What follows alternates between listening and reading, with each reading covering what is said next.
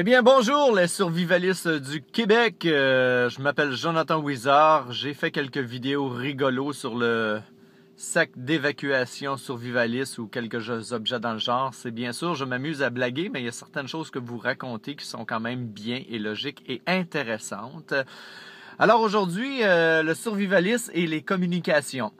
Alors, question communication, c'est important de varier. Admettons qu'il y aurait une situation dans notre société qui n'aurait pas nécessairement des gros bouleversements, mais ceux qui sont plus âgés vont se souvenir de la crise du verglas où les lignes électriques étaient coupées, probablement certaines lignes téléphoniques ont été coupées à cause du verglas. On s'entend, ça a été quand même une crise importante, mais des petites crises comme ça peuvent se reproduire dans le futur et il faut beaucoup varier nos moyens de communication. Les moyens de communication les plus populaires qu'on connaît présentement, la plupart des gens, c'est le téléphone fixe à la maison. Le téléphone que vous vous souvenez, on branche dans le mur pour pouvoir parler. Il y a ce téléphone-là et le téléphone le plus populaire dans nos années, c'est le téléphone cellulaire. Et bien sûr, je vais vous parler de d'autres communications à part celui du cellulaire ou du téléphone fixe à la maison. Et communément, à l'époque, les gens connaissaient ça très bien, le CB. Aujourd'hui, c'est un petit peu moins connu des plus jeunes. Il y a le CB. Qu'est-ce qui est plus connu aujourd'hui? C'est les talkie-walkie. C'est pas basé sur les mêmes fréquences. C'est différent. Là, je pourrais pas vous parler des fréquences, de toutes ces affaires-là, mais c'est des objets qu'on devrait avoir à la maison de secours, de sécurité. Eh bien, à bord de ma super voiture, la Jonathan Wizard Mobile, je vais vous présenter quelques items de communication de secours que je possède. Bien, pour débuter comme ça, vous reconnaissez les petits talkie-walkie que tout le monde a ou que plusieurs personnes ont qui font des activités extérieures. C'est un petit appareil qui va très bien. Celui-là, c'est un micro-talk de Cobra. Il capte à 12 km. Mais quand on dit qu'il capte à plus de 12 km, c'est sur un lac. Quand les endroits sont plats et sans montagne, rien. Alors ça capte quand même assez bien. C'est plaisant. C'est un petit talkie-walkie, 22 canaux. Regardez bien. Alors, il y a 22 canaux. Si quelqu'un d'autre dans votre secteur possède un talkie-walkie comme ça, on peut jaser avec. Là. Il n'y a pas de problème. Fait que des fois, on s'amuse à pitonner. Oups, regardez bien. Y avait-tu justement quelqu'un qui nous jasait? Non. Alors, c'est un petit objet, le fun avec les enfants, à posséder. Car moi, quand mon fils va au parc ou ma fille va se promener à quelque part, je lui demande toujours d'amener son talkie-walkie pour que je puisse communiquer avec eux autres. Ça coûte moins cher que leur payer un téléphone cellulaire et ça fait la job. Au moins, on sait qu'on peut communiquer avec eux autres s'ils sont chez des amis ou à l'extérieur, à jouer dans un parc ou peu importe. Puis on n'a pas peur de les briser. C'est quand même plus solide qu'un téléphone cellulaire. Ça casse pas. Et on s'entend qu'on peut communiquer avec nos enfants ou avec des gens avec qui on se balade à la campagne ou tout simplement d'une voiture à l'autre pour jaser. C'est un moyen de communication, bien sûr. Il faut toujours en avoir un ou deux ou plusieurs pour pouvoir communiquer avec les gens avec qui on est. Deuxième objet de communication, talkie-walkie, bien sûr, toujours UHF, VHF. Alors, on peut communiquer avec, bien sûr, les talkie-walkie en cherchant leur code. Il y a des petits chiffres ici qui apparaissent à l'intérieur. Alors, on a tout simplement à trouver le code, là, puis on peut communiquer avec ces talkie-walkie-là. C'est quand même assez simple. C'est juste un petit peu de recherche, si on y va manuellement, bien sûr. Sinon, on peut trouver les codes sur Internet un peu partout. Il y a tout ça à cette heure sur Internet, sur Google, bien sûr. Et il y a la fonction aussi... scanner, on peut entendre les conversations policières de notre région, pompiers, quelquefois aussi les avions. Toujours en trouvant les codes ici, tout est marqué, vous voyez ici. Important, bien sûr, ne jamais communiquer avec les gens qui travaillent, comme les policiers ou quoi que ce soit, ou les pompiers, parce que c'est illégal. Vous auriez beaucoup de troubles et de pépins. Pour écouter, il n'y a pas de problème, mais communiquer, ne faites jamais ça. De toute façon, vous pourriez nuire à leur travail. Alors, c'est un petit objet que j'ai, bien sûr. Toujours en temps de précaution pour s'amuser à écouter et à travailler, tout simplement. Alors, cet objet il est très, très intéressant à posséder. Des fois, c'est plaisant d'en avoir plus de un à la maison pour communiquer ou se balader ou d'en partager avec les gens avec qui on est, qu'on fait des excursions ou quoi que ce soit en voiture. Ça capte très, très bien ce petit Baofeng que j'ai commandé en Chine. Nous sommes rendus à un autre objet de communication style talkie-walkie. On avait bien sûr les talkie-walkie ici.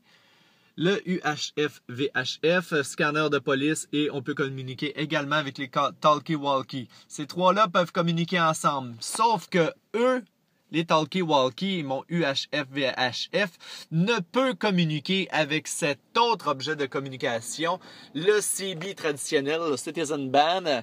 Alors ça, il est plus ancien celui-là en frais de communication et c'était un des premiers dans les années 1960, dans les années 60. C'était avec ces bandes-là que AM, FM que l'armée communiquait à l'époque. C'est toujours quand même actuel, c'est très pratique. Attendez un petit peu, je l'ouvre. Vous voyez, on entend beaucoup de grichage à comparer du talkie-walkie, je l'avoue. Mais c'est un objet quand même intéressant à voir. Ce CB-là, Citizen Band, bien sûr, AM ou FM, bien sûr. Je ne connais pas les bandes, je ne suis pas assez professionnel pour vous dire comment ça fonctionne, ces fréquences-là, tout le kit. Mais c'est un objet intéressant à voir également. Ça fonctionne sur 40 canaux.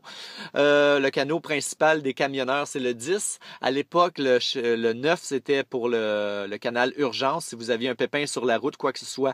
Dans un automobile, c'est très plaisant à voir parce qu'on s'amuse à écouter les conversations des camionneurs ou à jaser avec eux, tout simplement, toujours respectueusement. J'ai le modèle ici entre les mains, portable, que je me suis procuré il y a quelques mois. Le Midland ici. Le Midland, comme vous pouvez voir, 75 trait d'union 822. Portable et également peut être installé dans la voiture avec le câblage nécessaire qui vient avec l'achat de la boîte et tous les fils à l'intérieur. Et j'ai un autre modèle de CB pour dans l'auto fixe. Le plus traditionnel, celui qu'on a vu dans des films, dans des émissions à l'époque. Le CB de voiture. Voici, comme ça ici, on peut l'ouvrir. On entend toujours un grichage comme ça, mais tout simplement de sécler le squirrel un peu ici, puis on le coupe, mais c'est sûr, ça enlève un peu de force de distance. Le CB, bien sûr, c'est toujours 40 canaux, bien sûr, c'est manuellement qu'on tourne le bouton. C'est sûr, pour les plus jeunes, ça paraît peut-être préhistorique, ces choses-là, mais en temps de... si les communications seraient coupées, comme genre vos téléphones cellulaires ou quoi que ce soit, ben c'est une alternative de communication. Là, je m'amuse à virer les postes pour voir s'il n'y a pas quelqu'un qui pourrait jaser. C'est sûr qu'aujourd'hui, la CB, c'est plus les gens professionnellement qui ont ça dans leur voiture, la plupart des gens, des travailleurs de la construction ou tout simplement des camionneurs. Mais ça vaut toujours la peine de se procurer ce genre d'objet-là. Et pour, bien sûr, regardez bien, les plus jeunes. Et oui, ça fonctionnait avec un petit micro comme ça, avec un fil. Et non, c'est pas comme le téléphone cellulaire, mais ça peut être pratique pour dépanner parce que le téléphone cellulaire ne capte pas en pleine forêt. Si vous êtes vraiment à l'extérieur des villes ou quoi que ce soit, le téléphone cellulaire, c'est toujours bien pratique, mais ça capte pas partout. Tandis que ces objets de communication-là fonctionnent, c'est autonome.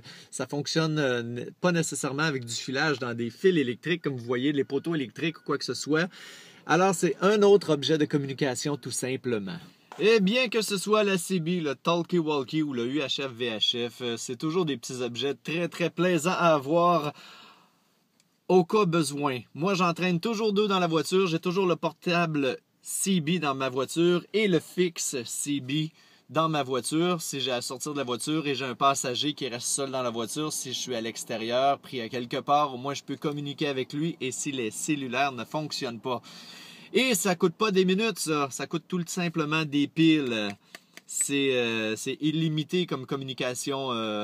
Vous n'avez pas à payer des minutes chez Bell ou Fido ou quoi que ce soit. Là. Vous communiquez en urgence, illimité avec ça. Tout simplement avoir des piles de rechange, c'est important.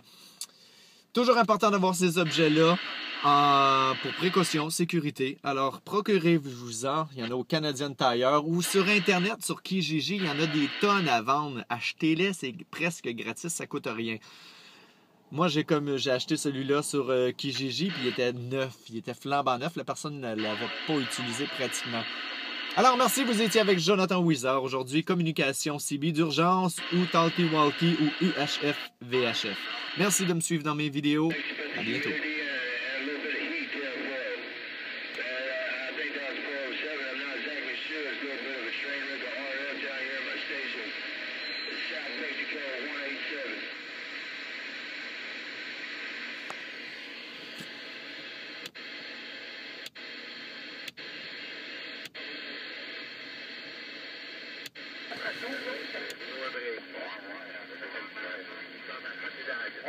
Revenu de Montréal le matin, elle se fait avec. Ouais,